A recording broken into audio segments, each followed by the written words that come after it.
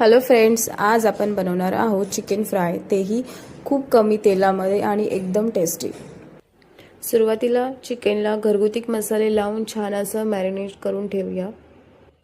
आणि खरंच जितके जास्त मॅरिनेशन तितकी चव पण भारी लागते। आता तव्यावर थोडंसं तेल घालून चिकन एक मध्यम आचेवर कमीत कमी 15 ते 20 मिनिटं मी शिजवून घेत आहे। तोपर्यंत झटपट बनवूया पुदिना चटणी। त्यासाठी मला लागणार आहे पुदिना, कोथिंबीर, थोडंसं आलं लसूण, हिरवी मिरची, चवीप्रमाणे मीठ आणि लिंबाचा रस। हे सर्व मी मिक्सरला बारीक वाटून घेतलं आहे।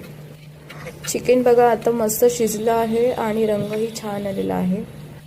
आपण हलकंसं चिकन भाजून घेऊया, त्यामुळे बाहेरून छान भाजलेलं टेक्स्चर येईल। तर मग तयार झालं आहे आपलं झणझणीत चिकन फ्राय आणि पुदिना चटणी। नक्की ट्राय करून बघा।